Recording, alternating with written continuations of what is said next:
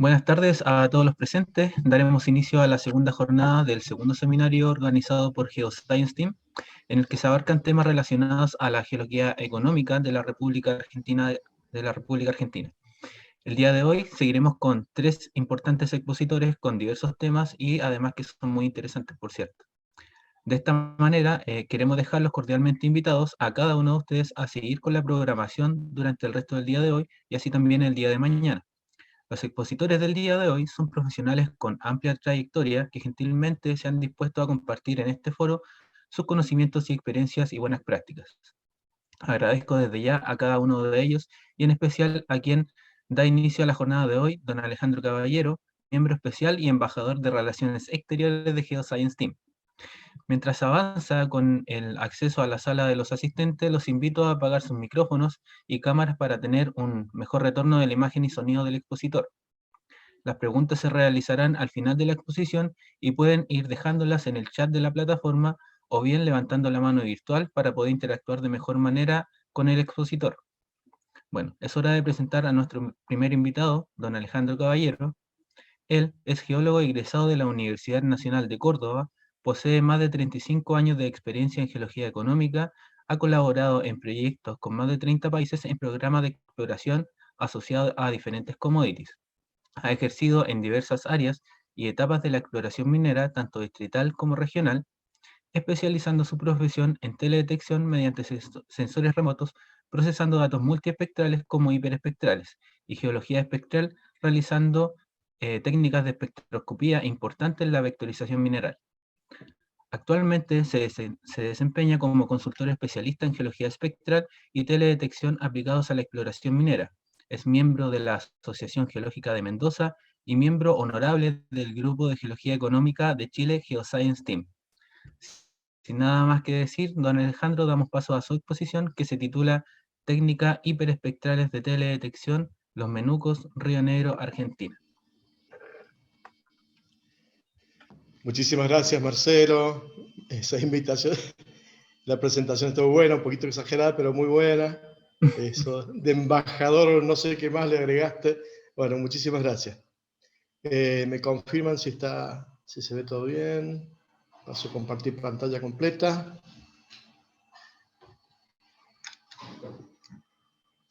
¿Sí? ¿Está todo bien? Sí, Alejandro, se ve perfecto. Gracias, Paulina.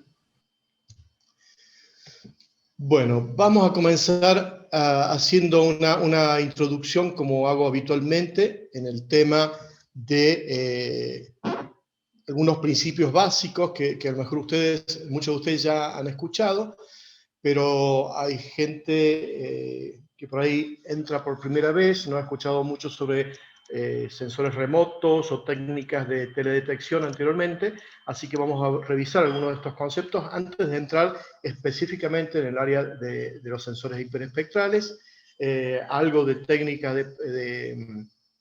de procesamiento, un poquito, y luego vamos a ver algunos casos de estudios, terminando en el caso de los menucos en Río Negro, provincia de Río Negro.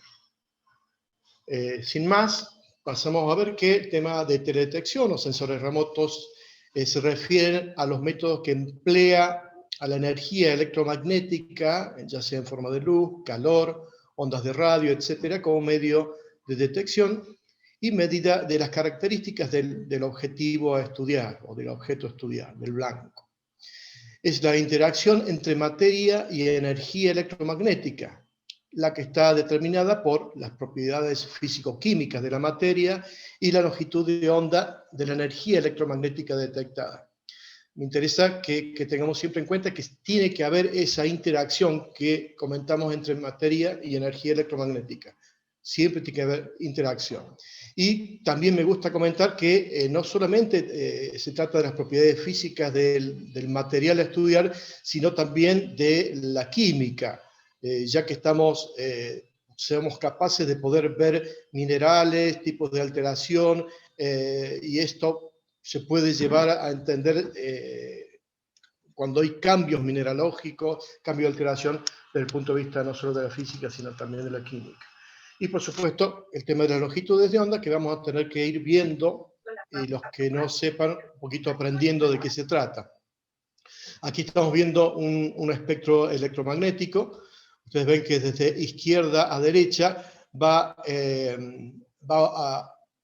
disminuyendo la frecuencia, se va haciendo cada vez más amplia la longitud de onda, va creciendo el tamaño de la onda, y en sentido inverso hacia la izquierda es donde mayor energía tiene esta energía electromagnética. Y por supuesto, mientras mayor energía, y estamos en el campo de los rayos gamma, fíjense el tamaño de la longitud de onda, es pequeñísimo, las milésimas del nanómetro. Luego pasamos a lo que es rayos X, va aumentando la longitud de onda, disminuyendo paulatinamente la energía, hasta acá, y un poco a los ultravioletas, donde se producen algunos efectos que pueden afectar a la salud humana, ya que hay ionización, se produce una ionización, y a partir del ultravioleta ya entramos en el pequeño rango, ustedes ven ahí un rango muy pequeño que corresponde a la luz visible, o sea, lo que podemos percibir con los ojos, con la vista, que va aproximadamente desde los 350 a los casi 800 nanómetros. Parte desde el violeta, justamente, después del ultravioleta está el violeta, el visible, pasando por el azul, luego el verde y finalmente al rojo, a partir del cual comienza luego el infrarrojo. Aumentando luego el tamaño de la longitud de onda, pasamos después a lo que es ondas de radio, televisión, también las ondas radar de unos pocos centímetros. Aquí vemos qué ocurre en cada uno de estos rangos. Al comienzo, donde estamos en el rango de los rayos gamma, hay una transición que se produce en el núcleo del átomo, luego aumenta la longitud de onda y ya pasamos a lo que sería una transición, pero a nivel de los electrones, transición electrónica del átomo. Esto puede llegar también hasta parte del visible e infrarrojo de onda corta, y luego se produce transición ya a nivel molecular, donde hay vibraciones y rotaciones, y eso es lo que activa y permite que podamos mapear lo que son los espectros de los distintos materiales. Y también, luego de este rango, la variación de los campos eléctricos y magnéticos, eso también puede modificar o de alguna manera afectar nuestra recepción de la información en forma de energía electromagnética. Las regiones de interés, bueno, aquí ven que va de 0,3 a 25 micrómetros, estas son las dos unidades que vamos a hablar bastante, nanómetros y micrómetros. Esto corresponde a los sensores pasivos, o sea, a los sensores ópticos. ¿Por qué son pasivos? Porque no tienen que emitir una señal en particular para poder recibir la información en forma de energía electromagnética. Estos son casi todos los satélites que se conocen de uso, como Landsat, Aster, los hiperespectrales que vamos a ver hoy también. Y luego tenemos los sensores activos que corresponden ya al radar, cuya longitud de onda va del 1 a los 30 centímetros aproximadamente, y esos radares sí tienen que tener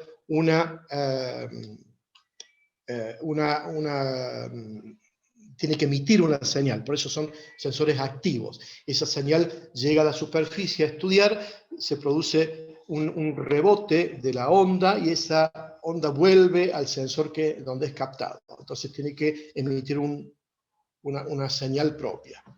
Ahí está más o menos cómo se maneja o cómo se transmite la energía electromagnética y su interacción con la materia. Tenemos una fuente, en este caso puede ser una fuente de luz o una fuente de calor, cuyos rayos llegan a la superficie, digamos superficie terrestre, y en caso de que haya una interacción con el material, ahí va a responder la energía y va a emitir energía electromagnética, pero con un rango espectral propio, con una firma espectral propia. Mientras que otros rayos, por ejemplo, si hay solamente reflexión, ¿sí? Sin interacción con el material. Entonces ese rayo, esa información electromagnética en particular, no me sirve de mucho cuando tengo que obtener información del objetivo. Y por supuesto, esta interacción depende también de las propiedades físicas, químicas y biológicas del objeto, de las propiedades externas, como también la geometría, etc. Por ejemplo, vale mencionar que en el caso de que la superficie esté mojada, tenga agua libre, lamentablemente no vamos a tener absolutamente ningún tipo de información del material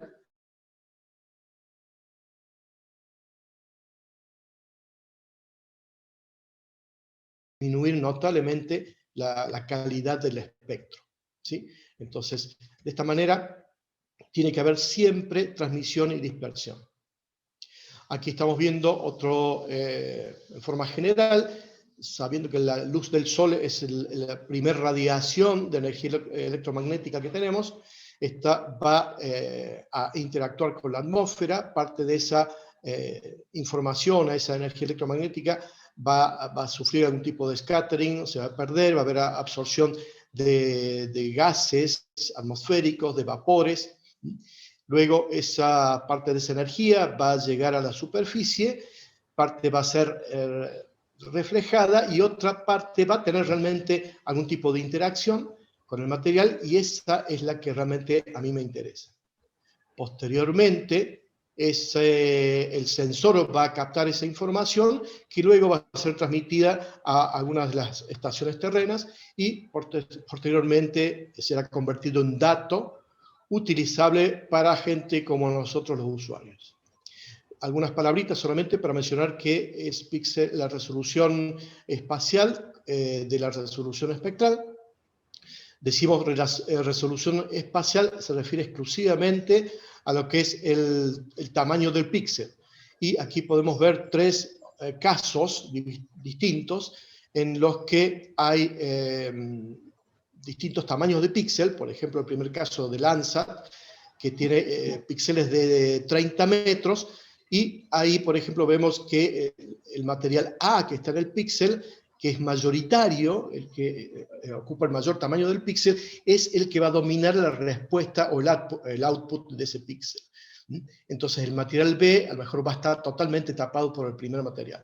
Luego tenemos el segundo caso, que puede corresponder a las imágenes SPOTS francesas de 5 metros de píxel, y ahí podemos ya ver que hay algún tipo de discriminación de material A y material B, pero lógicamente donde haya los píxeles, aunque sean más pequeños, si está dominado por el material A, va a tener respuesta de ese material en el output.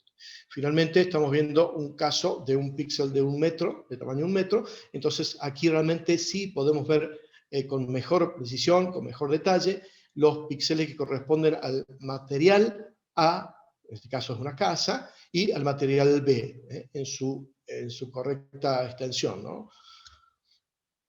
Esto fue entonces resolución espacial, y ahora simplemente vamos a ver algunos conceptos de lo que es resolución espectral. Entonces tenemos resolución espacial, tamaño de píxel. Resolución espectral, y aquí les voy a decir, son la cantidad de bandas que tiene el sensor. A eso se refiere con la resolución espectral. En este caso vamos a comparar una imagen multiespectral, que puede ser una imagen Landsat.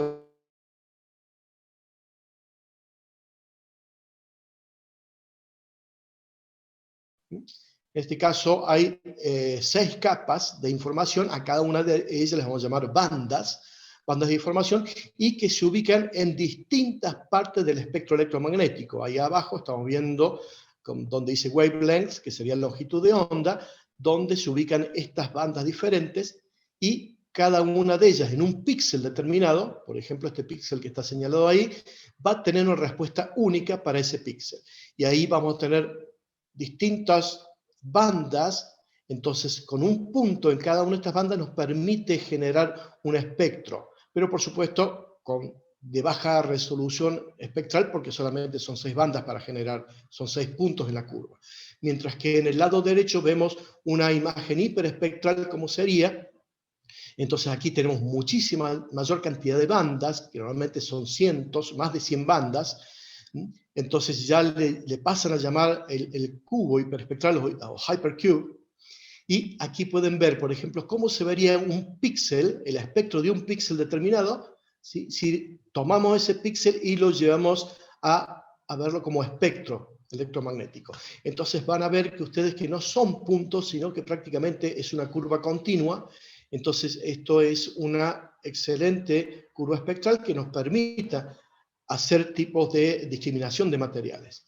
Entonces nos permite hacer análisis por segmentación, eso significa tomar un grupo de bandas y analizarlas por separado, hacer spectral unmixing, eso sería tomar a un píxel definido y poder determinar o diferenciar a lo mejor más de un material dentro del píxel.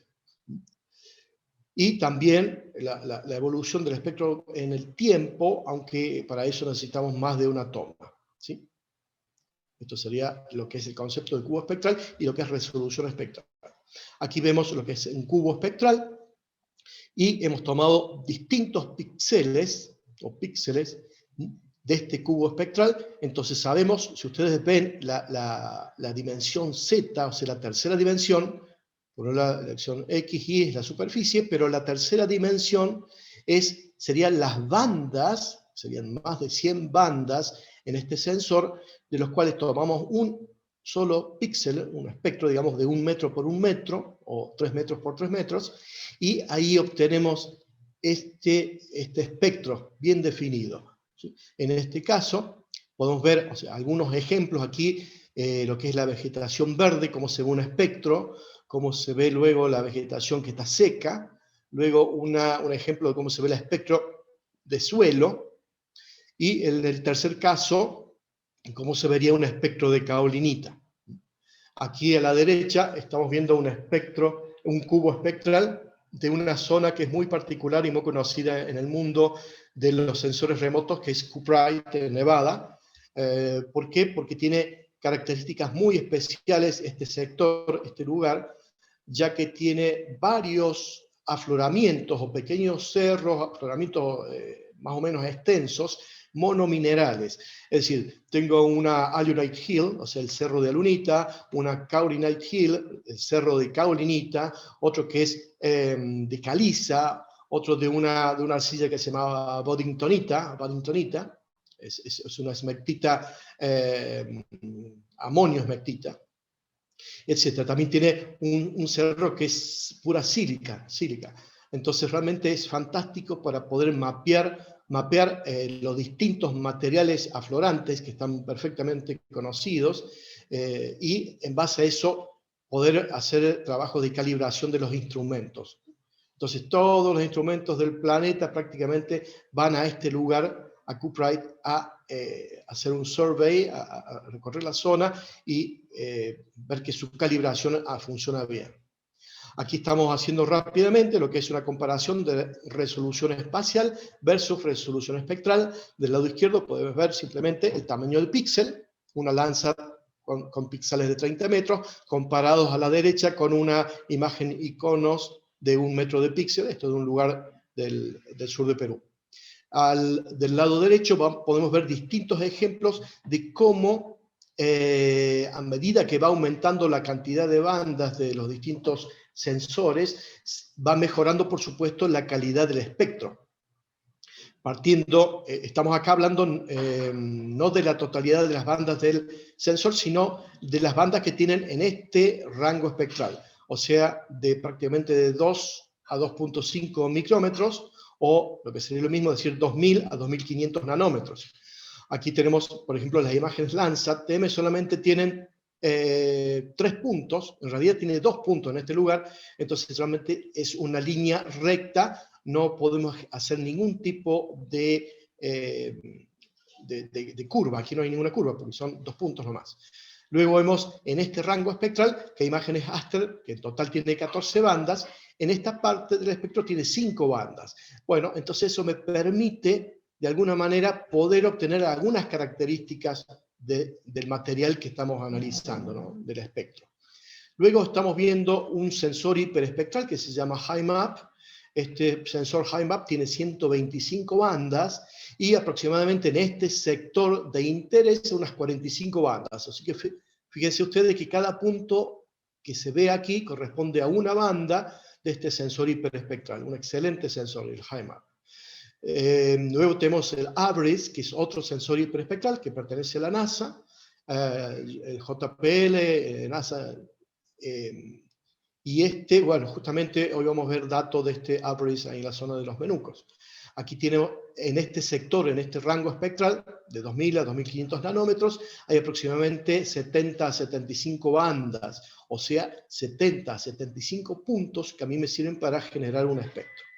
Luego, comparamos con lo que es un espectro del laboratorio que tiene aproximadamente en este sector 800 bandas. Un espectro de laboratorio tomado con un espectro radiómetro, póngale field spec o cualquiera de estos espectrómetros de laboratorio, tienen aproximadamente 2500 puntos de toma de muestra, como si tuvieran 2500 puntos de bandas, aunque estos sensores son portátiles, estos no generan imágenes, solamente espectros, ¿verdad? Vamos a ver rápidamente lo que son las distintas regiones relevantes de la geología, y la más importante para que tengamos en cuenta, por ejemplo, partimos de la zona del visible infrarrojo próximo, o sea, el Near Infrared, que le llamamos, para los amigos le decimos el NIR, visible y Near Infrared, de los 400 a aproximadamente los 1000 nanómetros, y aquí incluye todo lo que son los óxidos e hidróxidos de hierro, hematitas, guetitas, jarositas, todo el grupo de las limonitas, etc. Luego tenemos los granates, que pueden ser mapeados también en esta zona, con mucha limitación, tengo que aclarar, desde el punto de vista de las imágenes, pero con espectroradiómetros portátiles sí se puede llegar a mapear muy bien los granates. Los elementos de tierras raras, que también tienen sus características y picos espectrales muy bien definidos en la zona del visible especialmente, y lo que es la vegetación sana especialmente, la vegetación con clorofila, que tiene una respuesta muy importante, muy fuerte en esta zona del espectro, ya cuando empieza el infrarrojo próximo. Luego tenemos otra zona, la más relevante, diría yo, geológicamente, desde el punto de vista geológico, es la que va de los 1000 a 2500 nanómetros, o sea, lo que sería 1 a 2.5 micrómetros, y corresponde a todo lo que son los minerales que contienen el ion oxidrilo, o sea, los hidróxidos. Materiales como, por ejemplo, las arcillas, las diferentes arcillas, los filosilicatos, los anfíboles, y aparte de este grupo, también los carbonatos, sulfatos, la vegetación seca, etc. Luego pasamos al rango que llamamos el mid-infrared o thermal infrared, que sería infrarrojo termal o térmico.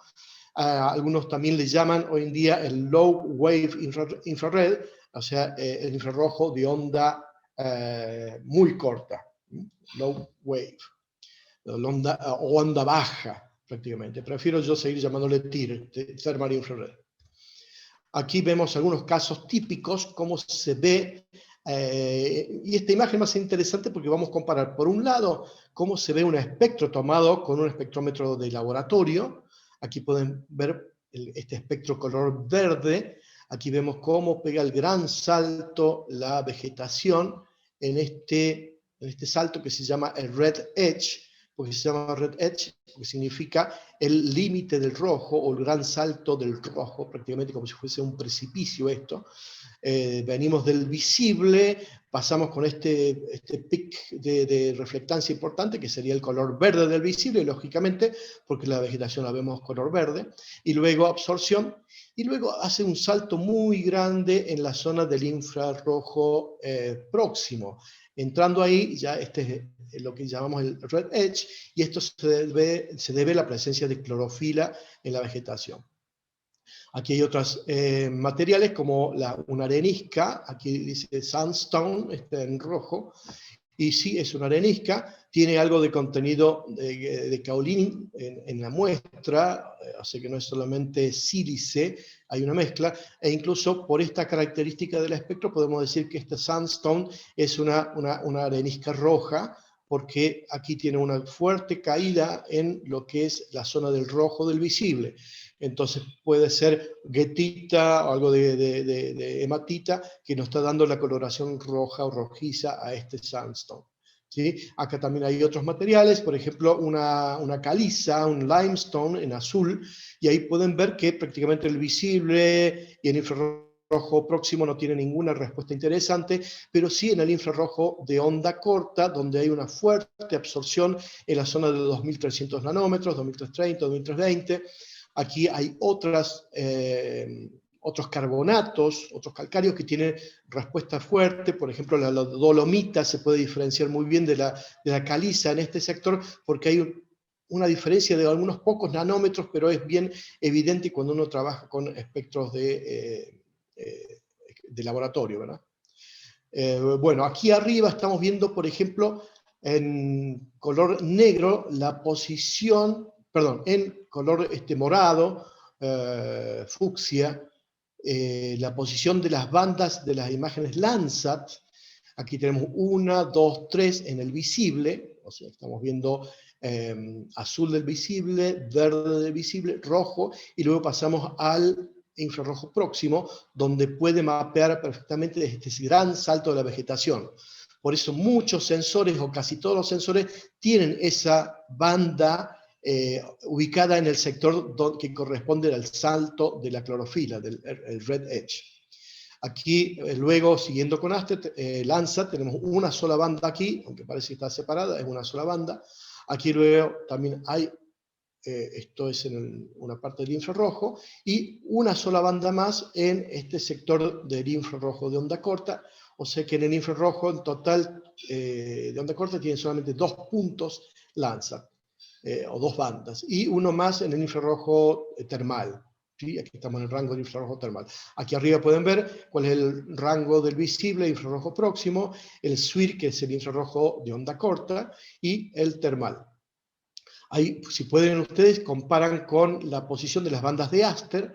Las bandas de Aster, ustedes pueden ver que ahí en el visible le gana Landsat a Aster porque tiene una banda más ahí en el visible. Entonces, para lo que es mapeo de lo que es óxidos, hidróxidos de hierro, me conviene más utilizar Landsat que Aster.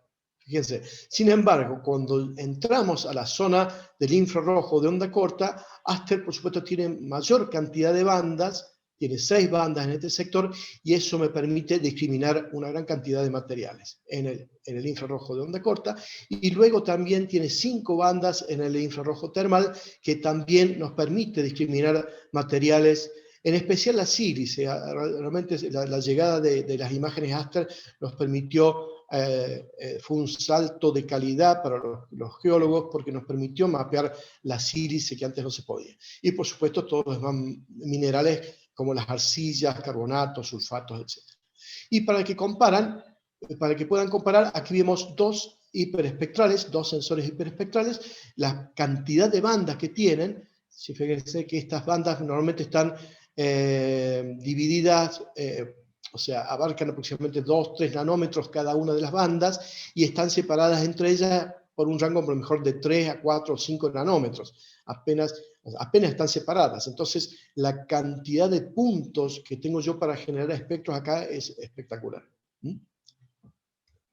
Bueno, yo creo que nadie de este grupo que está escuchando esta charla hay que convencerlo para decir lo importante que son las imágenes satelitales, o la tecnología satelital, o los sensores remotos en general, para poder hacer nuestro trabajo de campo, generar nuestros mapas, ya sea que tengamos que ir a revisar contactos o alteraciones, estructuras, pero sabemos de antemano que hay que revisar las imágenes satelitales porque nos llevan al punto donde realmente queremos pasar más tiempo y no pasarnos caminando una cordillera de punta a punta, como el caso de la zona de la cordillera central de Argentina-Chile, en el sector de Mendoza-San Juan, que es tremendamente complicada.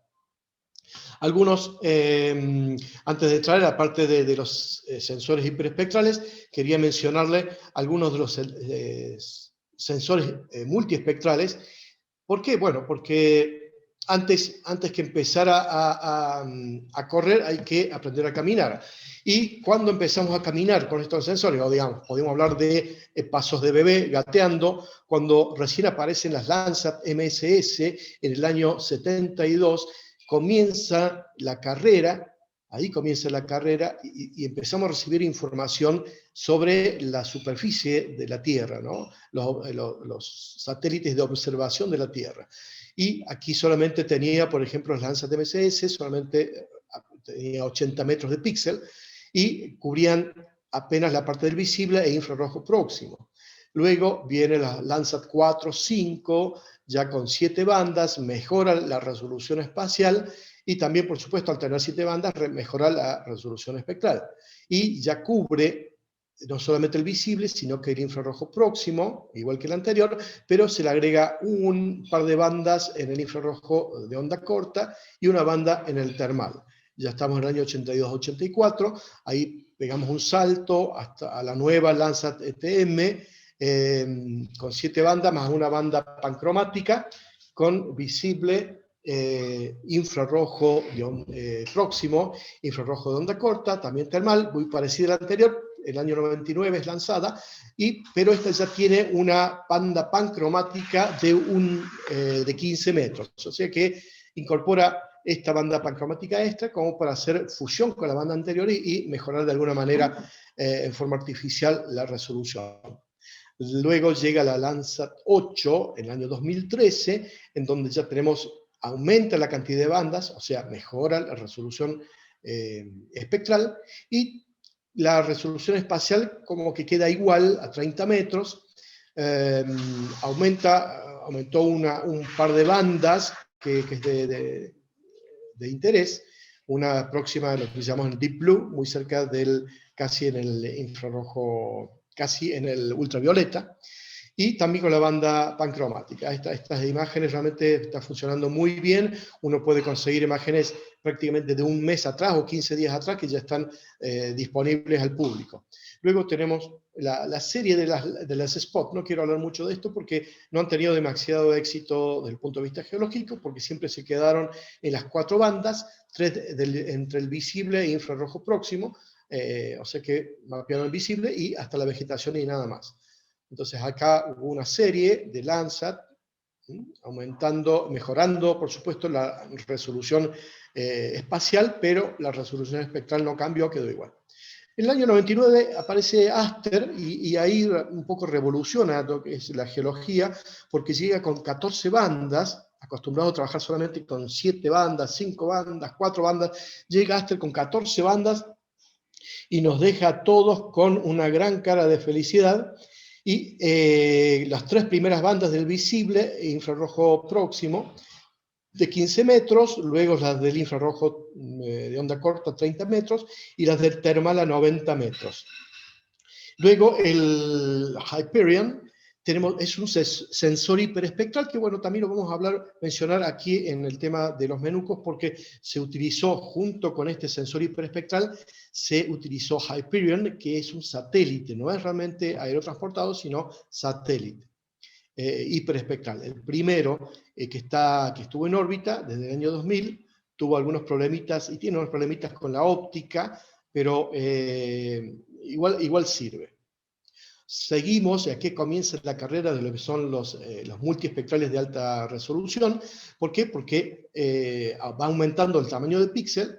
Prácticamente, fíjense, del lado, la cantidad de bandas no mejora, no cambia. Tenemos los iconos, QuickBird, WorldView 1, y siguen teniendo pocas bandas multiespectrales, pero sí vemos que hay una carrera en donde va aumentando la pancromática, de 1 metro, luego pasa a 70 centímetros, posteriormente a 50 centímetros, llega la WorldView 2, en donde a las 4 bandas originales que tienen en el visible, e infrarrojo próximo, le agrega otras 4 bandas más. No en el infrarrojo de onda corta que nos interesa a los geólogos, pero sí aumenta mucho, pasa a tener 8 bandas entre el visible e infrarrojo próximo. Esto fue lanzado en el 2009, y una banda pancromática 50 centímetros. Por supuesto, sirvió mucho para lo que es mapeo de óxidos y hidróxido de hierro, porque tiene mejor resolución y podemos separar mejor lo que es una guetita, dematita, jarosita y otros minerales de hierro. Luego llega la Worldview 3. La Worldview 3 pasa a tener no solamente las 8 bandas de la anterior, con una resolución espacial mejorada, sino también que le agrega 8 bandas más al infrarrojo de onda corta. Y ahí nuevamente la carita de felicidad de los geólogos. Porque ahora tenemos 8 bandas más a 3,70 metros de píxel y la pancromática ya 31 centímetros. Así que realmente la calidad de estas imágenes son fenomenales. Tengo que decir que bueno, estas imágenes no son gratuitas, hay que pagarlas, no son baratas. Distinto es con la serie de las Landsat o Aster o Sentinel, que todas ellas son gratuitas. Las Pleiades, que más o menos sigue con la misma historia de las Spots, es del mismo grupo, es de 4 bandas, mejora un poco la resolución, pero a mí geológicamente no me aporta nada. La Sentinel-2, los 2 satélites gemelos, el A y el B, que ya prácticamente está todo el mundo completo, con cobertura de estas imágenes, tiene 4 bandas a 10 metros, solamente del visible infrarrojo próximo, y otras 6 bandas a 20 metros que cubren infrarrojo próximo y algunas bandas del infrarrojo de onda corta. Y lo que sí es como si fuese esta Sentinel, es como una Landsat mejorada porque es mejor la resolución, 10 metros y 20 metros. Acá rápidamente para comparar la posición de las distintas bandas, ¿sí? Acá estamos viendo en las Landsat TM en color verde, comparando con las Aster en rojo, ¿sí? Estamos viendo la primera parte que corresponde al infrarrojo, al visible e infrarrojo próximo, aquí ven que Landsat tiene una banda más. Luego, en el infrarrojo de onda corta, tiene Landsat solamente 2 bandas, y fíjense ustedes que Aster tiene 1, 2, 3, 4, 5, 6 bandas. Y luego, en el termal, tiene 6 bandas, perdón, sí, tiene 5 bandas Aster, mientras que Landsat una sola. Algunos ejemplos de cómo se ven los espectros. Del lado izquierdo vemos cómo se verían del laboratorio, en este caso una caulinita, minerales de caulinita, y una diquita, la de más abajo una diquita.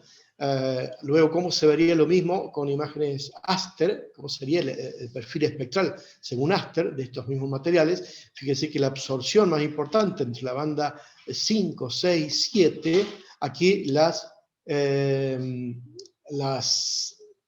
absorciones tienen apenas cambios muy, muy pequeños, no son tan grandes, pero hay que utilizar esos pequeños cambios para poder mapear esto. Luego, las Landsat tienen solamente dos puntos de referencia, entonces realmente aquí no se puede ver nada más que un gradiente de inclinación. Aquí otros casos, aquí estamos viendo una caulinita, una pirofilita, aquí en el medio algunas mezclas con sílice, y cómo se vería el equivalente con Aster, ¿verdad? Luego tenemos casos similares, aquí hay unas mezclas, aquí hay algo de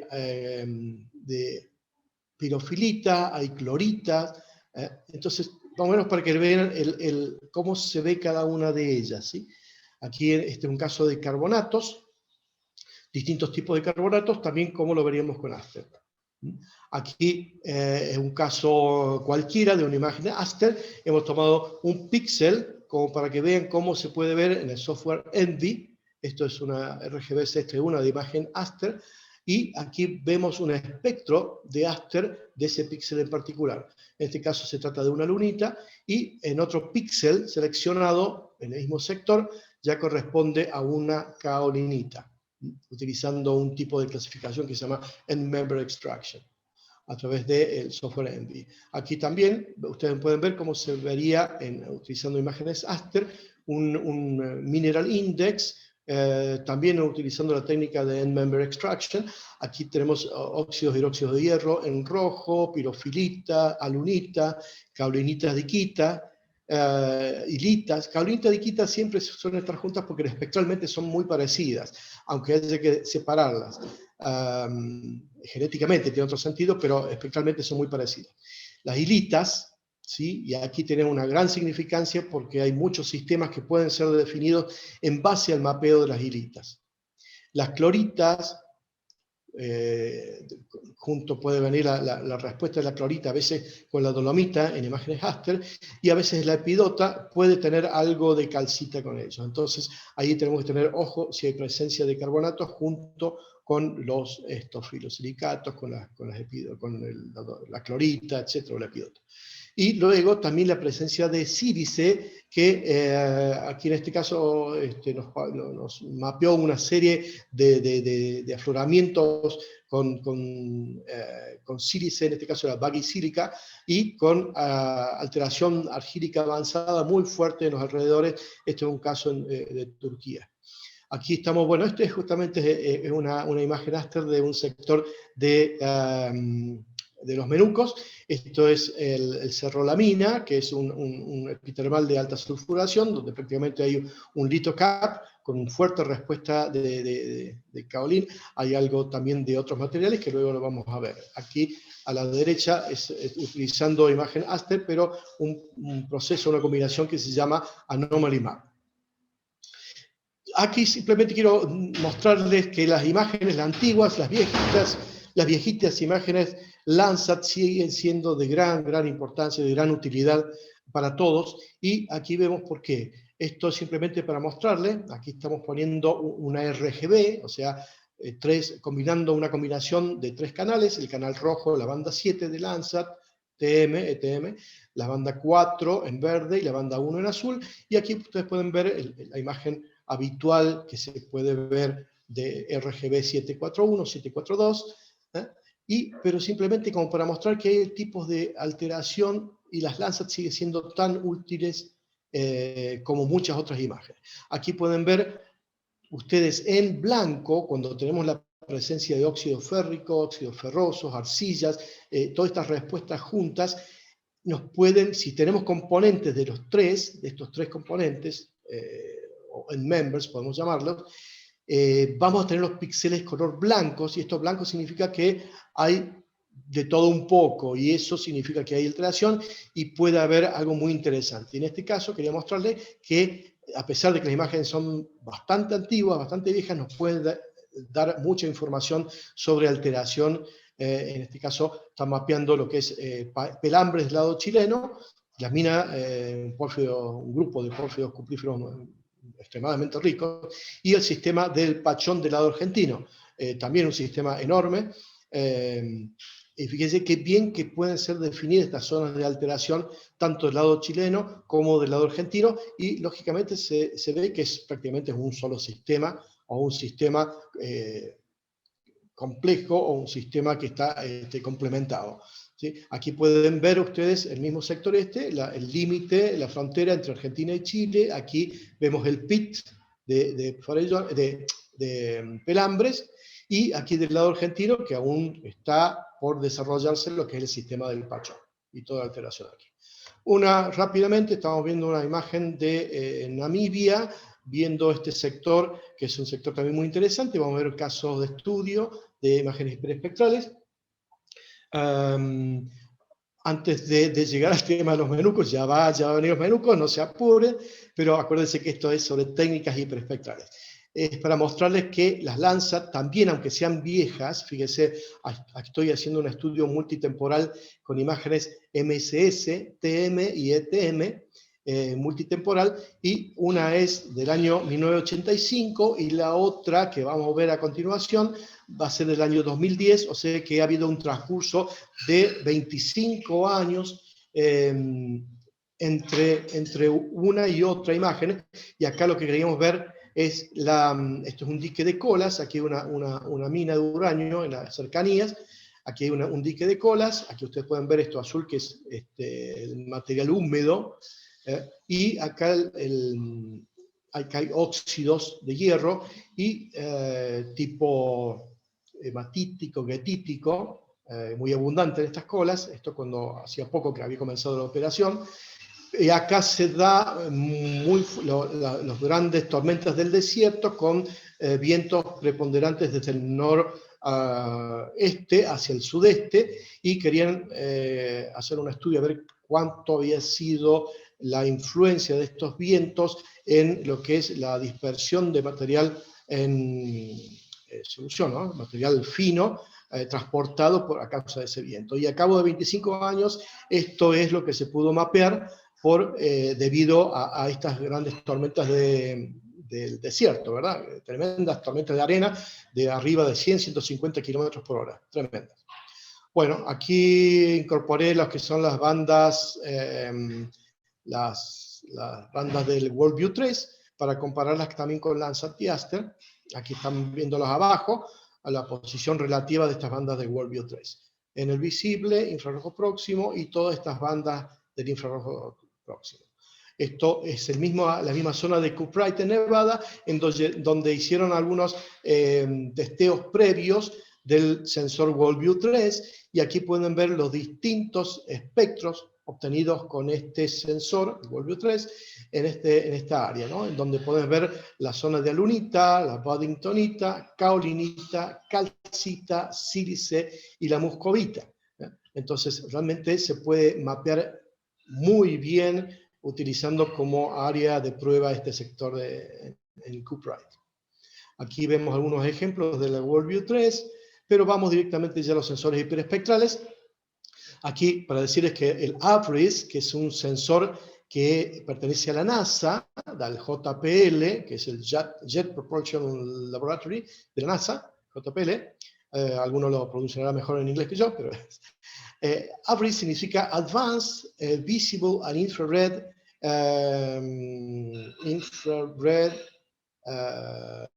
ver, ¿de qué era la idea esta? Spectrometer. Bueno, en realidad a los gringos les gusta mucho utilizar algunos acrónimos que tengan algo que ver con un pecado capital. Esto realmente es avaricia, pero le ponen, lo acomodan como para que se vea bonito el nombre, pero bueno, ahí ya vamos a ver bien. Advanced Visible Infrared Image Spectroradiometer, algo así. Tiene 224 bandas, cubre visible, infrarrojo e infrarrojo de onda corta. En altitud baja puede tener 4 metros, o 3 metros y medio, o 3 metros, según la altura de vuelo.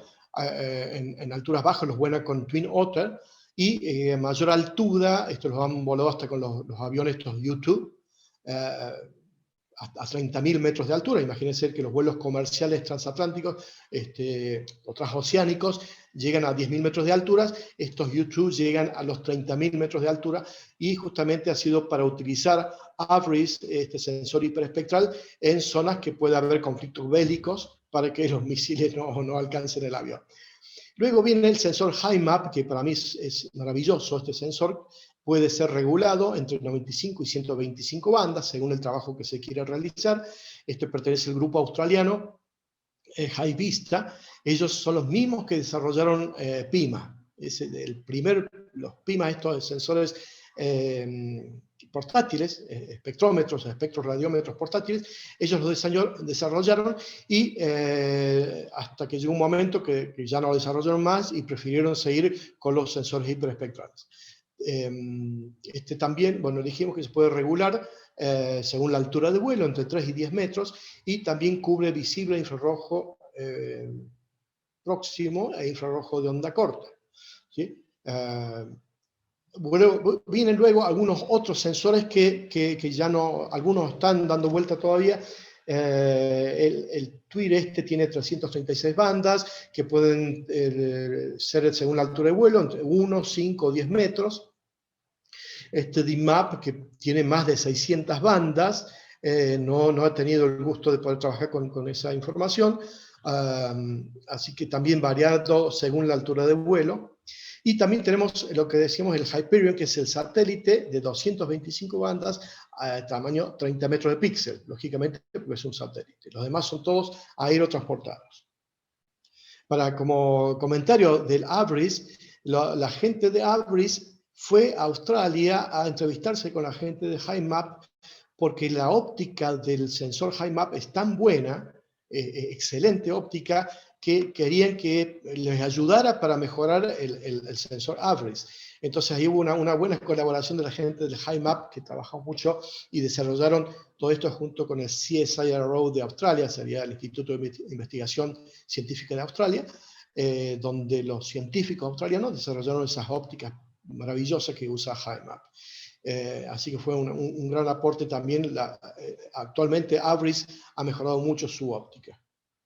El procesamiento de los datos hiperespectrales. Bueno, como también ocurre en los hiperespectrales, en los multiespectrales digo, también hay que hacer distintos tipos de preprocesamientos para convertir lo que es hacer la calibración para crear imágenes de reflectancia, removiendo algunos efectos como es la irradiación solar, la transmitancia atmosférica, la ganancia del instrumento y algunos efectos topográficos indeseados, sombras, etc. Luego viene el tema de postprocesamiento, perdón, el procesamiento que es previo a hacer los mapeos del procesamiento final. Entonces, ¿por qué es importante hacer esto? Este preprocesamiento del dato, porque a veces, no siempre, pero a veces necesitamos quitar la vegetación o disminuirla, hacer máscaras de vegetación o aplicar el algoritmo de supresión de vegetación. El agua, es importante quitar el agua, disminuirla, es importante enmascarar el agua, porque el agua a veces puede ser un componente muy nocivo al momento de interpretar alteraciones desde satélites, de imágenes satelitales, y nos puede un poco modificar un poco la información y generar algunas falsas anomalías en el agua. Entonces, lo ideal es enmascararla. Lo mismo pasa con hielo y la nieve, interfiere mucho con la información, y por supuesto las nubes, que obviamente no nos permiten ver qué hay debajo de la nube, entonces no podemos ver exactamente qué pasa con el mineral. Aquí, para que vean ustedes, este es el equipo. Uy, qué pixelado que se ve. Así se ve el sensor HiMAP, que es el tamaño como una lavadora, un lavarropas. Tiene aproximadamente ese tamaño. Este es el team australiano, este es el Terry Koch, el de la izquierda, el fundador, junto a su hijo Peter Koch. Aquí está, este no es Mike Honeybrook, pero son dos de las personas que acompañan al equipo a hacer todo lo que es recolección y calibración de datos. Aquí vamos a ver un poco cómo se produce este procesamiento de las imágenes hiperespectrales. Aquí vamos a mostrar un método que fue creado por los creadores del software ENVI, que son dos geólogos y un geofísico. Yo los conozco personalmente a Fred Cruzy, que Fred Cruzy nos acompañó también en la visita a los Menucos, y Joe Borman también, que ha hecho trabajos espectaculares. Aquí ven, él fue el que ideó esta forma de trabajo con datos hiperespectrales. Aquí, por ejemplo, con hiperespectrales no podemos hacer lo que es cocientes de bandas, supresiones o este tipo de procesamientos tan simples como hacemos a veces con imágenes multiespectrales. Aquí tenemos que utilizar otro tipo de técnicas, porque la cantidad de datos es tan enorme. Fíjense que cada píxel habitualmente tiene 2, 3 metros, pero por cada píxel hay 120, 125 bandas, a veces más. Entonces la cantidad de información es apabullante, es enorme. Entonces tenemos que generar esto que se llama el reloj de arena, el hourglass, el reloj de arena, en donde van achicando la cantidad de datos desde la reflectancia aparente hasta llegar luego a un preprocesamiento que se llama MNF, que es el Minimum Noise Fraction, o sea que selecciona los píxeles que tienen buena información desde el punto de vista del ruido. O sea, hacen un radio ruido, señal contra el ruido, y los que tienen un buen radio de señal, entonces esos píxeles son utilizados. Luego se produce lo que se llama luego del CMNF, se produce un Pixel Purity Index, en donde separamos por métodos estadísticos lo que se llaman píxeles puros, y ahí es como que generamos en una forma virtual, vamos separando a estos píxeles puros por sus características espectrales. Entonces, por un lado, usamos datos separados por lo que es un filtro espacial, y por el otro lado usamos el filtro espectral. Usamos doble filtro aquí, para llegar a ¿dónde? A un N-Dimensional Visualizer, que es como si estuviésemos viendo una nube de puntos, pero en N dimensiones, en las dimensiones de la cantidad de bandas que hay presentes. Para eso tenemos que trabajar con los PPI, los Pixel Purity Index, estos son los píxeles puros, y a raíz de eso seleccionar cuáles son los que nos ofrecen los espectros de mejor calidad para luego poder mapearlos. Y luego los ID según los minerales que hemos obtenido en base a esos espectros puros. Y luego se generan los mapas de distribución y abundancia de cada uno de estos minerales que se han mapeado. Esto, en síntesis, este es el método maravilloso que crearon la gente que inventó, que creó ENVI, y ellos justamente crearon ENVI porque anteriormente no existía ningún software con la capacidad suficiente para procesar datos espectrales. Entonces, ustedes ven que es la cantidad de herramientas espectrales que tiene ENVI no la tiene ningún otro software. Y eso es gracias a Fred Cruz y Joe Borman. Aquí vemos al sistema de AVRIS, volando también por este mismo sector de Cookbright en Nevada, y aquí ven los resultados de ese survey, de esa cobertura, donde también han mapeado muy bien la bentonita, lunita, caulinitas, la siliciopalina, calcita, hay playa, hay una zona que tiene como salar, un pequeño salar, también muscovitas y alunitas, muy bien mapeado. El salar también es de utilidad porque al ser un valor blanco de alta reflectancia, sirve también como valor para la calibración. Aquí vamos a ver simplemente un caso de utilizando sensor hiperespectral, lo que es el Bingham Canyon en Utah.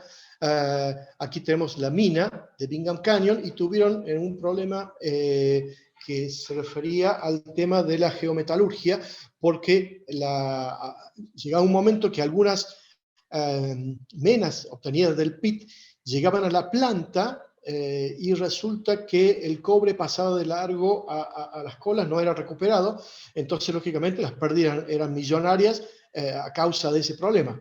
Aquí se hizo un vuelo, en esa época yo trabajaba para la empresa Río Tinto, y esta mina de Bingham Canyon pertenecía a Kennecott, también que era parte de Río Tinto, y ahí hicimos un trabajo con las imágenes AVRIS, donde pudimos mapear con muy buen detalle algunos pequeños cuerpos de skarn que estaban en el pórfido de Bingham, algunos pequeños cuerpos con los sedimentos adyacentes que tuvieron una interacción con los intrusivos, y aquí se generaron algunos pequeños cuerpos de skarn que no los tenían muy reconocidos. Estamos hablando del principio de los años 2000.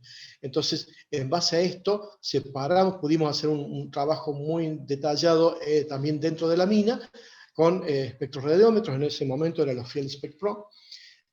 Y ahí pudimos mapear, separar muy bien estos pequeños cuerpos. Entonces, al ponerlos, antes de mandarlos a producción, separaban esta mena, porque tenía una arcilla, la lizardita, con alto contenido de magnesio, y al llevarlo prácticamente a polvo, esa lizardita, esa arcilla magnesiana, cubría las partículas de cobre y no les permitía flotar. Entonces pasaba directamente a los relaves.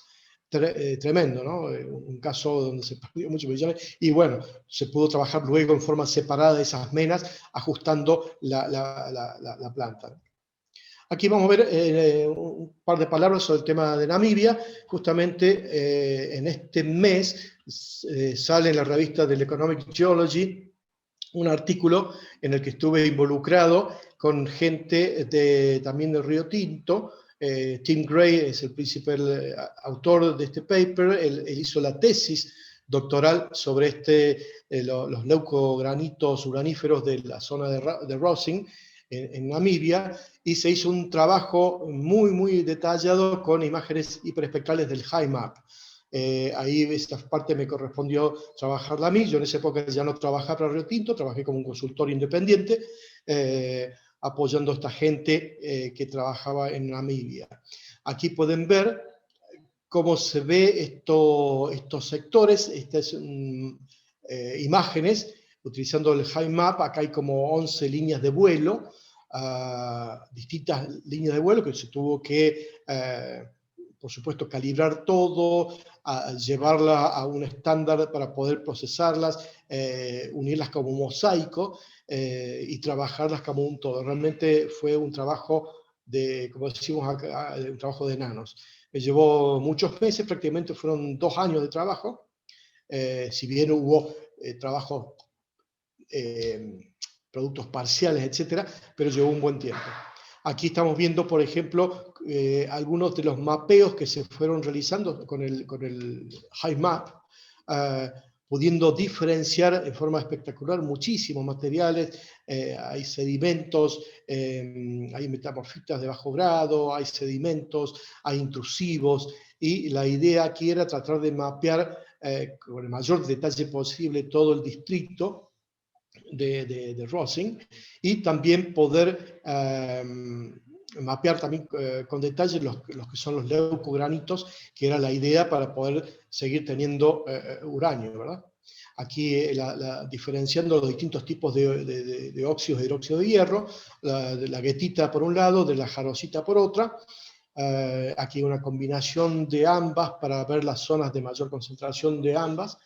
Y aquí podemos ver cómo a partir de una imagen, de imágenes HiMAP, en este caso combinación de MNF, se pueden desarrollar este tipo de mapeo geológico de detalle, ¿sí? Este es un poco el resumen del mapa geológico del distrito, y ustedes pueden ver ahí en color rojo estas pequeñas áreas rojas que corresponden a estos leucogranitos que fueron mapeados en la zona de Rosing, que ese era realmente el fundamental objetivo de este trabajo, que fue enorme.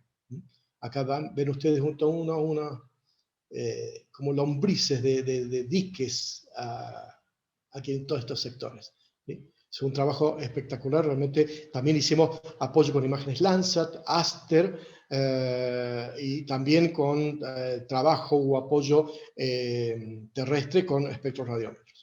Aquí, para que vieran, bueno, este era justamente el leucogranito en rojo, pero fíjense la cantidad de unidades que se pudieron diferenciar muy bien. Por supuesto, muchas ya eran conocidas de antes, pero este trabajo logró ayudar mucho en lo que es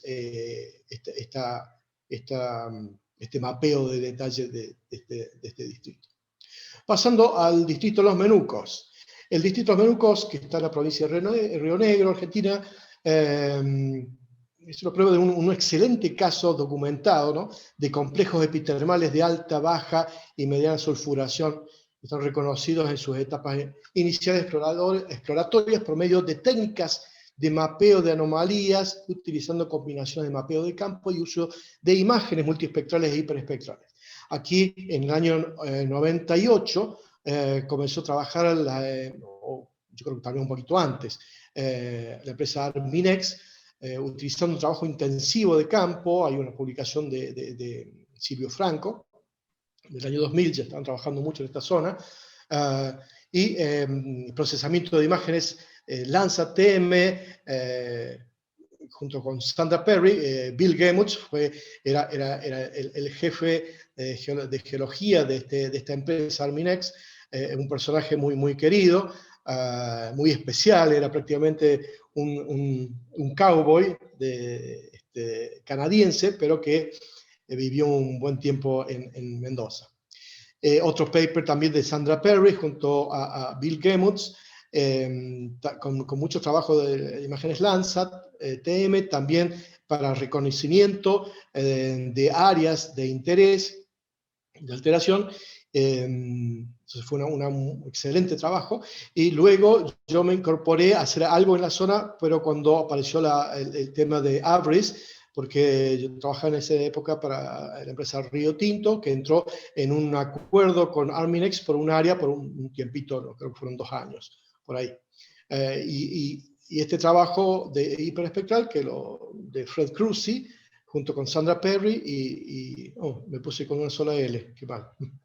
Bueno, el distrito de los Menucos muestra una concentración importante, paleo hot springs bien preservados, concentraciones de alteración argílica avanzada, en ignibritas, riolitas pérmicas, que han sido intruidas por complejos de domos riolíticos, posiblemente triásicos, y por debajo de espesos complejos volcánicos félsicos, también pérmicos. Otras empresas que luego comenzaron a trabajar en el distrito también han descubierto y desarrollado varios de los, o sea, desarrollado en conocimiento, porque no hay todavía ninguna mina en actividad, pero gran cantidad de proyectos con mineralización de epitermales de baja sulfuración y cuerpos de vetas polimetálicas. Perdón, también hay algunos de alta sulfuración, aparte de los ya descubiertos anteriormente. Vetas polimetálicas que corresponderían también a epitermales de sulfuración intermedia.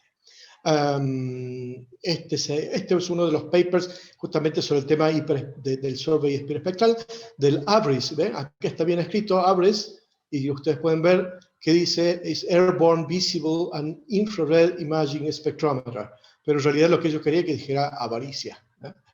Y lo mismo pasa con Envy, el software, que significa envidia, ¿verdad? Así que, bueno, interesante. Vamos a seguir con esto.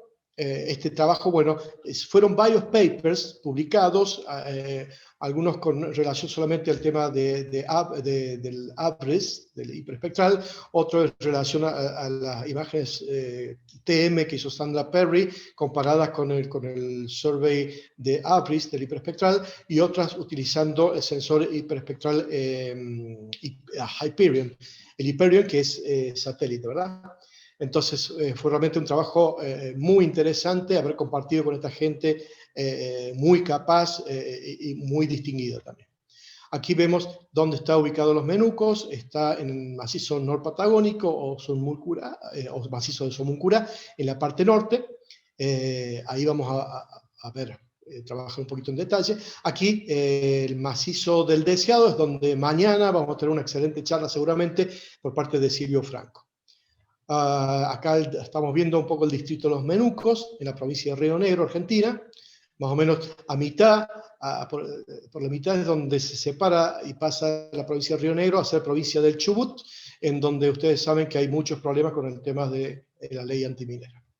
Aquí vemos el distrito específicamente de los Menucos. Acá está el pueblo, la ciudad de los Menucos.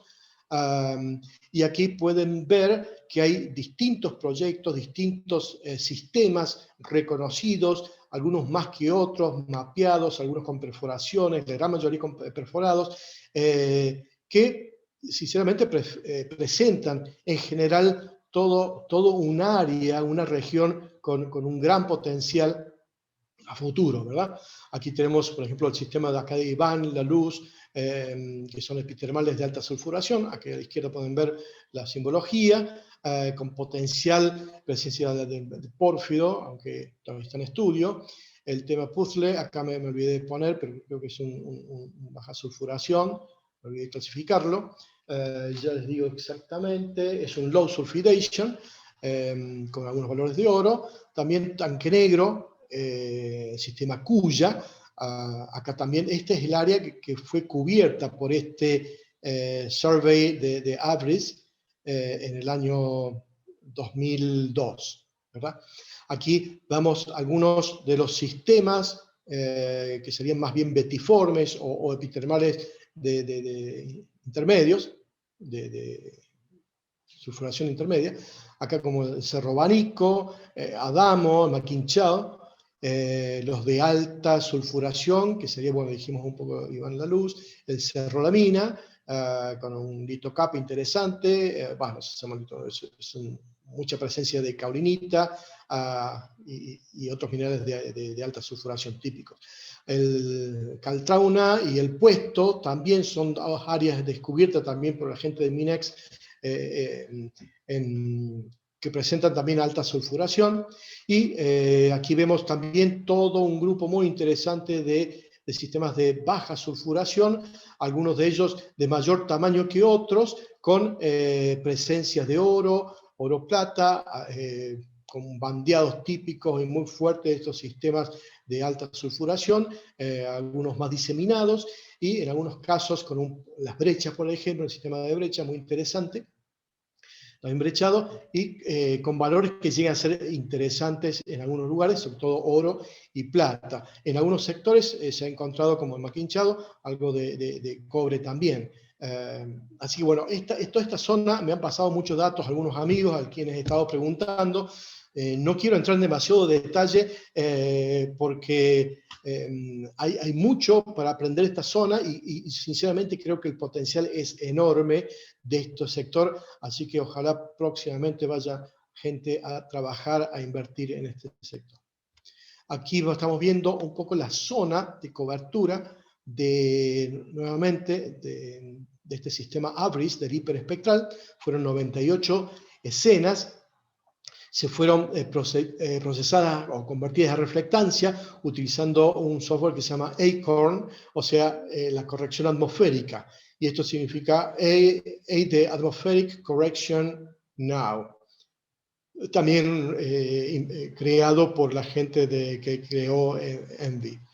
Luego aplicaron lo que les mostraba hace un ratito, el Mineral Mapping, usaron el sistema Hourglass, que es el reloj de arena, y usaron el procesamiento de la Minimum Noise Fraction.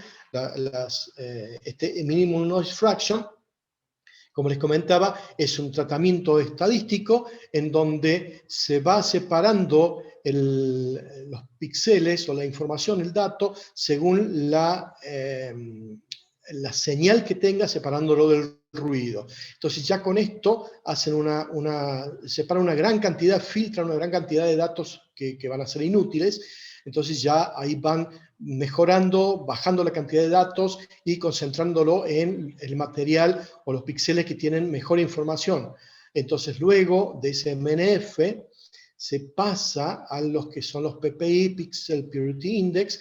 Ahí se genera esa selección a través de lo que llamamos el ND Visualizer. ND Visualizer es, como les comentaba, una gran nube de puntos, en donde esa nube de puntos va girando en un espacio y uno va seleccionando como manualmente las distintas orientaciones dentro de esas nubes de puntos.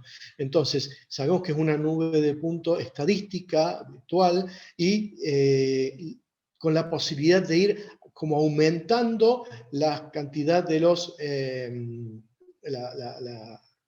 la cantidad de visualizaciones, no en 3 dimensiones, sino aumentando a 4, 5, 6 dimensiones. Por eso se llama ND, de una cantidad N de estas dimensiones, visualizándolas, ¿verdad? En estas 9 puntos. Entonces, cada vez que un grupo de píxeles aparecen juntos, se genera, se los separa, y esos pueden llegar a generar un tipo o un endmember en particular, y ahí ya empezamos a hacer lo que es el análisis espectral. Luego se separa los análisis espectral, y por supuesto que en este análisis espectral va a haber muchos material que va a ser mezclas. Estas mezclas pueden ser de mucho interés, pero en principio siempre tratamos de ver lo que son los minerales puros, para evitar lo que es mezcla. Habiendo tantos millones y millones y millones de espectros en este tipo de datos, hay que tratar de ajustar lo más posible para terminar con una cantidad de datos realmente manejable y que nos den un tipo de información realmente que sirva. Ya vamos por la hora y cuarto, vamos a tratar de terminar en los próximos 10-15 minutos. Acá luego se hace un MTMF, que es un tipo de procesamiento, también utilizando el dato espectral, y se hacen los scatter plots y los radios de thresholding para separar el dato que realmente me interesa mapear. Aquí podemos ver en algunos ustedes ven aquí las corridas o los vuelos que hizo este sensor, el AVRES. Acá hay 1, 2, 3, 4, 5, 6 líneas de vuelo, algunas un poquito más largas que la otra. Fíjense cómo en los bordes está absolutamente deformado, porque lógicamente ha sido volada a unos 2.000 metros de altura, 1.500, 2.000 metros de altura en un Twin Otter, y eso tiene mucho movimientos de alabeo y cabeceo, especialmente en la Patagonia, que los vientos allá son habituales. Entonces, la corrección geométrica es impresionante para poder corregir, por supuesto, estas líneas de vuelo y poder luego llevarlas a un mosaico, porque si no es prácticamente imposible. Acá ustedes pueden ver del lado derecho ya algunos minerales que han podido ser mapeados. En estos, por ejemplo, acá podemos ver algunas muscovitas, hilitas, separando unas de la otra, tipos de hilitas también separándolas. En otros casos tenemos caulinitas, también bien mapeadas. Luego también se han mapeado cloritas, y también algunos elementos o minerales de alta, típicos de sistemas de epithermales de alta sulfuración, como ser alunitas, pirofilitas, diquitas, etcétera. A veces uno cuando íbamos a hacer chequeo de terreno, uno decía, no, realmente no creo que encontremos pirofilita por acá. Sin embargo, llegamos y aparecía la pirofilita y tomamos muestra, y por ahí no había afloramientos muy importantes, muy interesantes. Sin embargo, aparecían todos estos minerales de forma espectacular. ¿Qué estoy haciendo? Perdón, estoy yendo en dirección contraria. Aquí estamos viendo, está ya en el sector de la zona de Cuya. Aquí hay una zona muy interesante con sílice, con muscovitas, varios tipos de muscovitas pudieron ser mapeados, y también tipos de caolinitas, ¿sí? Algunas caolinitas mejor cristalinas que otras. Ahí nos puede servir esa información para saber si un mineral de estos es primario o puede ser secundario. Acá estamos viendo algunos otros minerales. Aquí estamos viendo, por ejemplo, alunita, presencia de alunita, y diquitas. Hay también en algunos sectores hay cristalina, alunitas también mezcladas con algo de caolinita, y alunitas puras. Y en terreno íbamos o sea, tomando muestras, y luego en los menucos, en el pueblo, ahí hacíamos el trabajo con los sensores, teníamos en ese momento, estamos hablando del año 2002, teníamos un Field Spec y un PIMA. Así que a full estábamos trabajando con los sensores, con los espectrómetros, y realmente fue realmente fascinante ver cómo correspondía perfectamente lo que veíamos en el laboratorio con lo que aparecía en el campo, ¿no? Porque a veces descreíamos que Averis tuviese la capacidad excepcional de poder mapear con tanto detalle todos estos minerales de alteración. Y por ejemplo, no sé, separar las alunitas de las diquitas, las caolinitas de las diquitas, ver tipos de diquitas, tipos de caolinitas, también separar los tipos de hilitas, que eso también, o hilitas o sericitas, que eso nos permite también hacer un tipo de mapeo, y que se utiliza mucho hoy en día para ver si nos acercamos a un epitermal o a una zona ya tipo ambiente de pórfido. Las variaciones de las hilitas van cambiando, los tipos de hilitas cambian, y pueden ser muy bien mapeados en el sector. Aquí vemos una zona para que vean cómo es el afloramiento, por supuesto todos encapuchados porque hacía frío, hacía viento. Ahí pueden ver, por ejemplo, de este lado derecho donde estoy mostrando, donde hay una diquita, y sin embargo también hay otros tipos de hilitas, y en este caso se pudieron separar 3 hilitas diferentes. Entonces, estos rangos distintos de hilitas, o sea, en términos generales les llaman muscovitas o micas blancas, podemos separarlas, y eso nos puede dar vectorizaciones interesantes para hacer algún tipo de descubrimientos, o por lo menos para guiarnos en la exploración regional.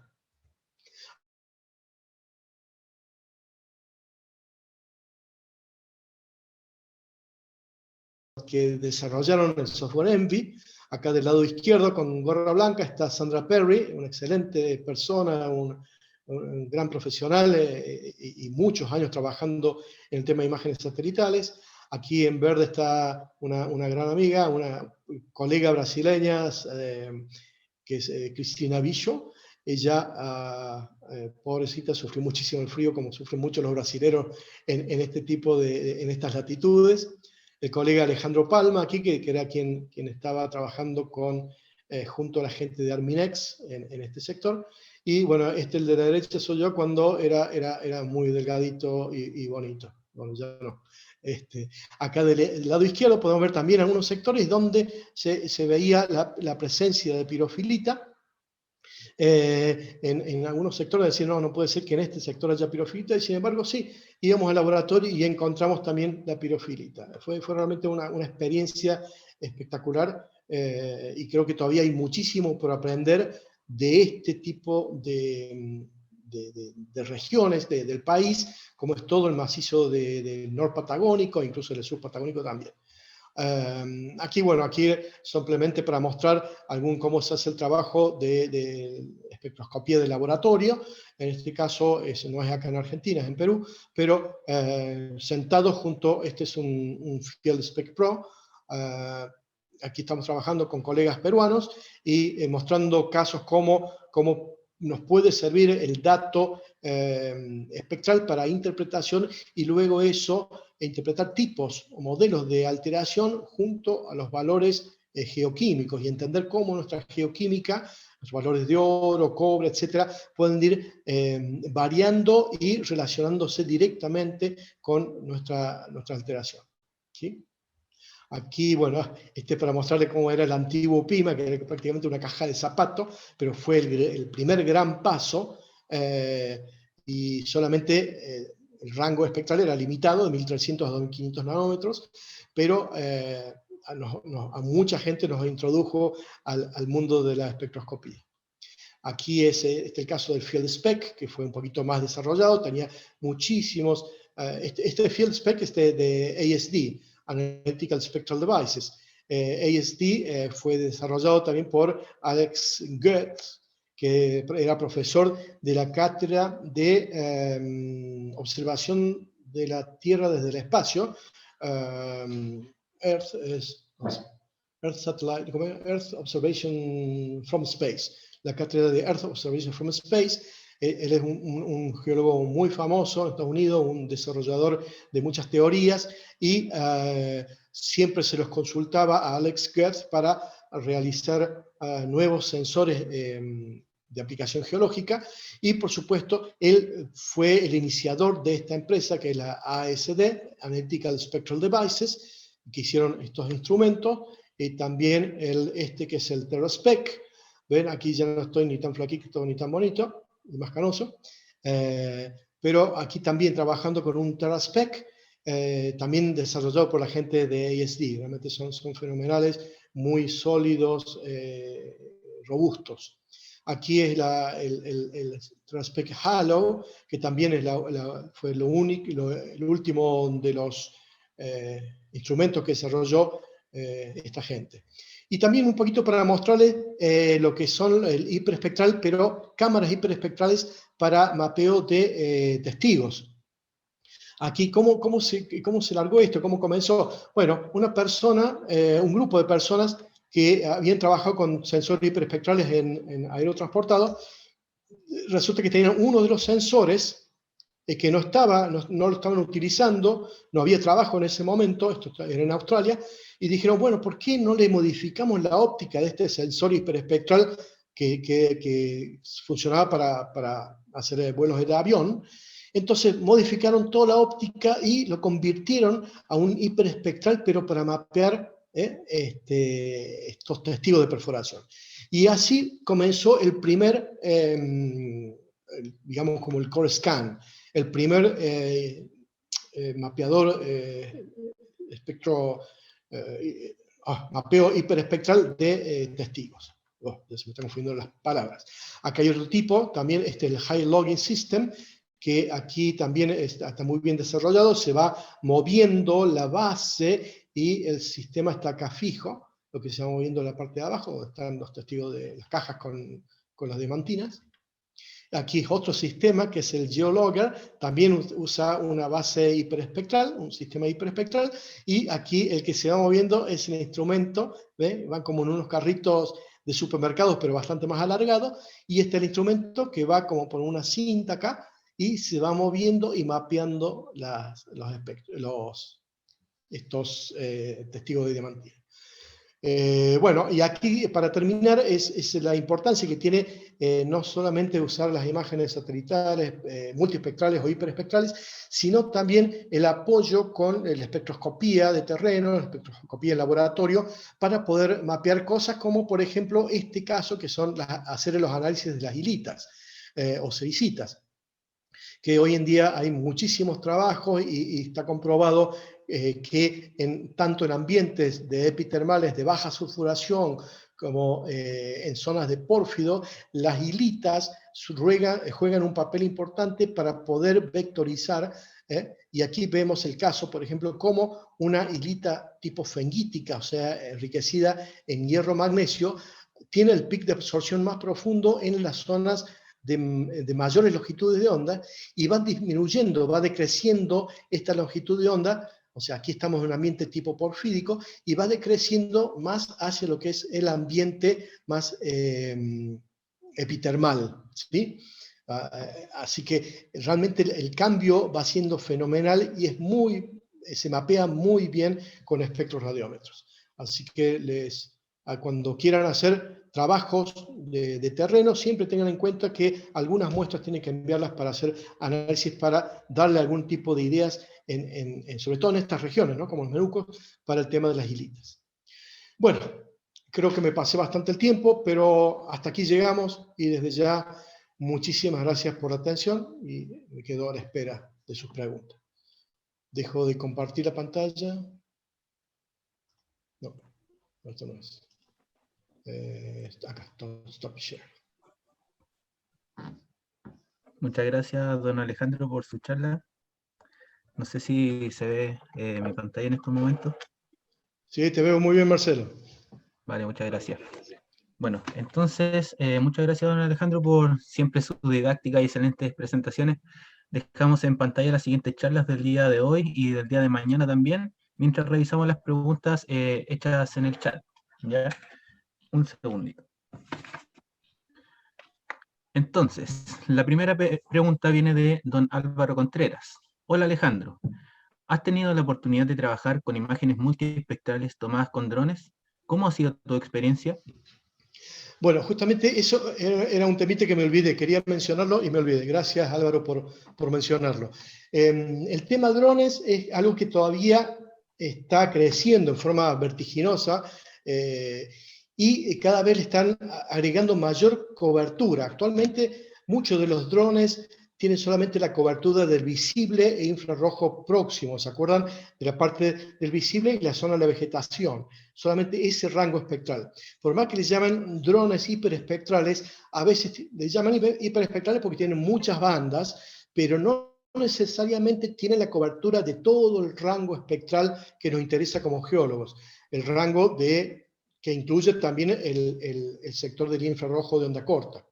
Entonces, por eso yo creo que es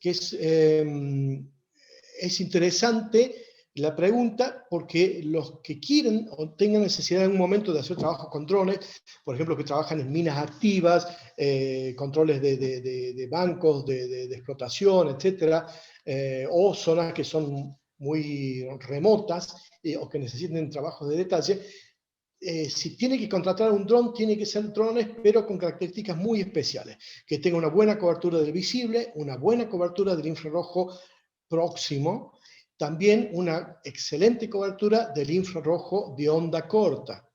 Entonces, en la zona del infrarrojo de onda corta, estamos hablando de entre los 2000 y 2500 nanómetros, es donde mayor información vamos a tener desde el punto de vista de los minerales que necesitamos mapear.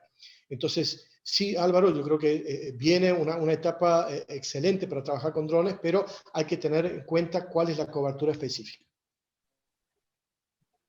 Muchas gracias. Vamos con la siguiente pregunta de Giovanni Arroyo. Buenos días, saludos desde México. Mi pregunta es la siguiente. ¿Cuáles son sus recomendaciones en la localización de oro en rocas carbonatadas mediante los índices hiperespectrales? ¿Podría proporcionarnos bibliografía del tema? Muchas gracias. Bueno, la pregunta es interesante de Giovanni. ¿Cómo estás, Giovanni? Sí, se puede utilizar, yo he utilizado, incluso con imágenes WorldView 3, he hecho buenos e interesantes trabajos en zonas carbonatadas, en zonas de calizas, para explorar por sistemas hidrotermales en general, por oro, cobre, etc.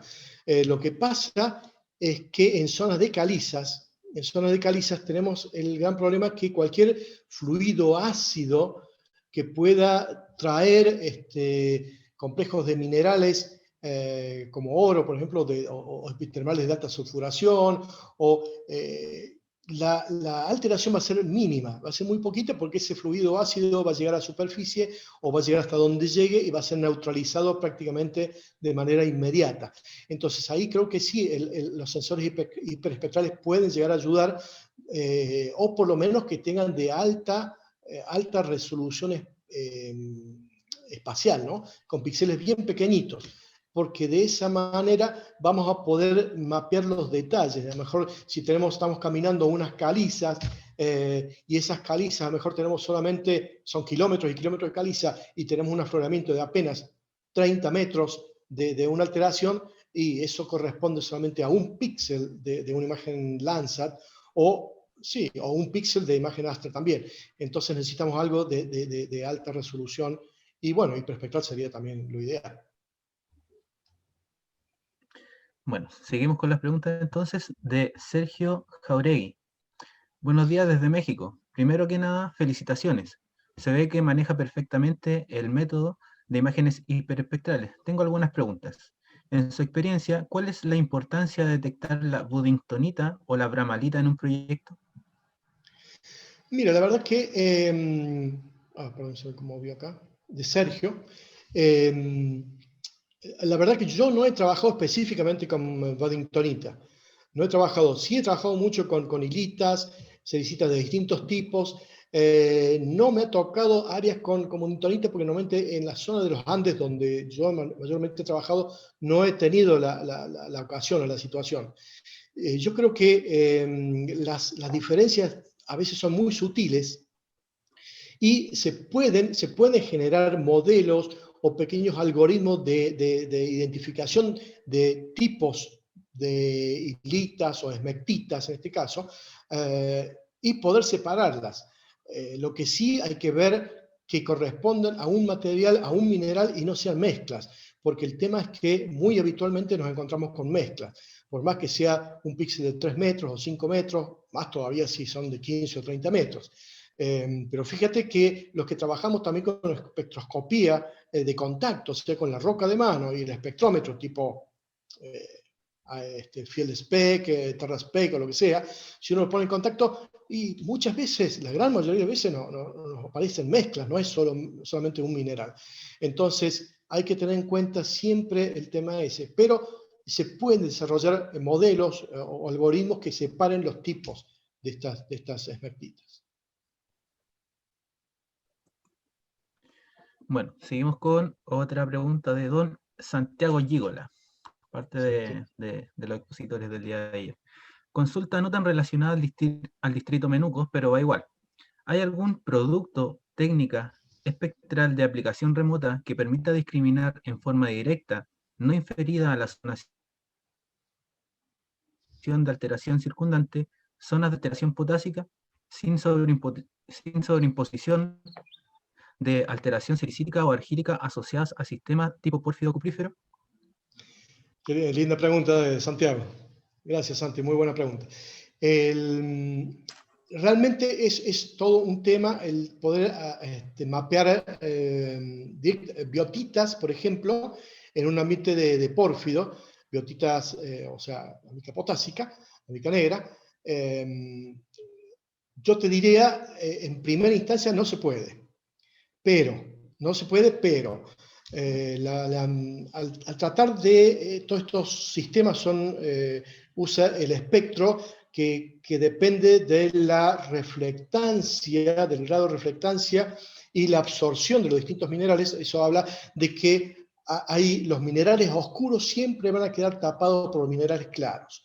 Si yo estoy en un área donde hay otros minerales, qué sé yo, caolinitas, diquitas, hilitas, que son minerales claros, leucocráticos, me van a tapar la respuesta del mineral oscuro. Entonces la biotita, si tengo que hablar desde un satélite, yo diría prácticamente olvídate, no hay forma de poder mapear la biotita desde un satélite. Ahora, si tengo un sensor hiperespectral y lo voy a volar a una altura más bien baja, bueno, ahí se podría llegar a pensar en hacer al tipo de algoritmo de identificación de la biotita, porque la biotita, si es clorita, la clorita tiene un aspecto muy parecido a la biotita. Entonces ahí necesitamos un espectro de muy alta calidad, tiene que ser un hiperespectral y volarlo muy bajo. Pero desde satélite, desde ya te digo que es imposible.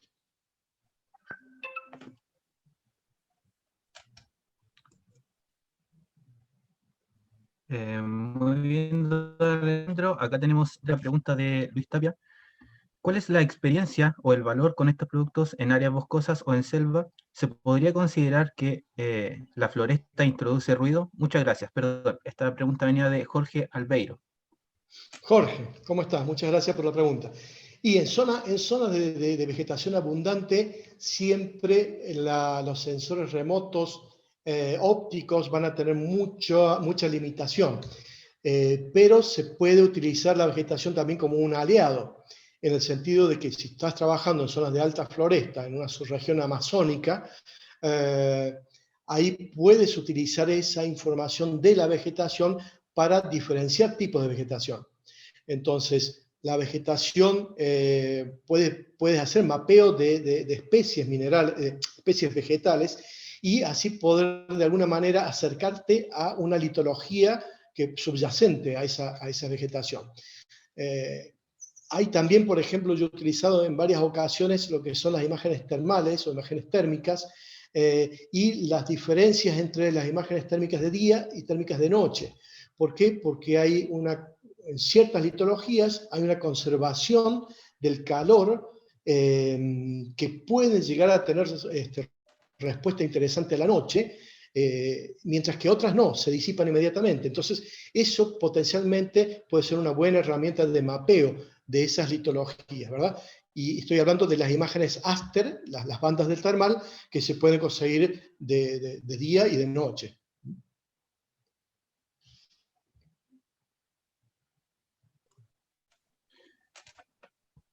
Muy bien, don Alejandro. Vamos a pasar a otra pregunta de Sergio Jauregui. ¿Podría compartirnos cuál sería la mejor técnica para transformar a valores de reflectancia con imágenes hiperespectrales? ¿Qué sería mejor? 1. Realizar la clasificación la clasificación de minerales antes de la ortorrectificación o después de realizar esta corrección.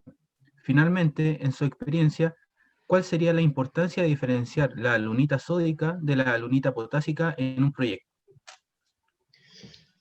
Está bien, está interesante. El tema del preprocesamiento, siempre hay que hacer la corrección atmosférica previamente, las clasificaciones. Eso sí corresponde hacerlo en ese orden, especialmente si son hiperespectrales.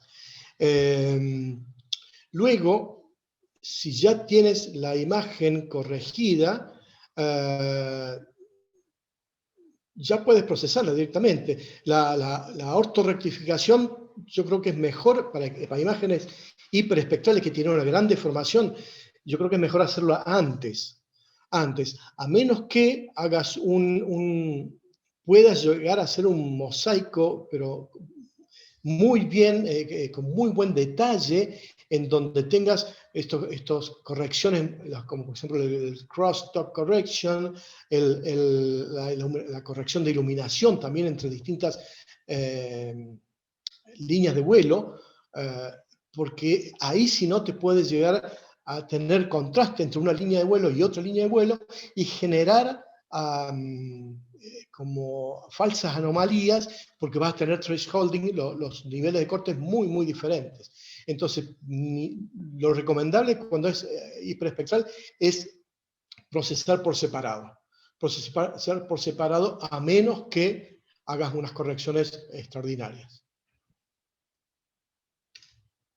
Perdón, la lunita sódica de la lunita potásica. Mira, habitualmente se encuentran los distintos tipos de alunitas. Hay proyectos donde aparece la lunita sódica y la potásica, pero corresponden habitualmente a distintos eventos. A veces la sódica, normalmente lo que yo he visto en mi experiencia, habitualmente está asociada a eventos de mayor temperatura, mientras que la potásica está normalmente con otros tipos de eventos un poco menos calientes, igual está caliente pero menos. Bueno, la lunita puede estar en distintas temperaturas, pero la sódica normalmente puede estar apareciendo o asociada con pirofilitas, con la bagisílice, etc. Pero cada proyecto es un mundo y a veces generalizar no es tan fácil. Cada proyecto es un mundo y hay que considerarlo de esa manera.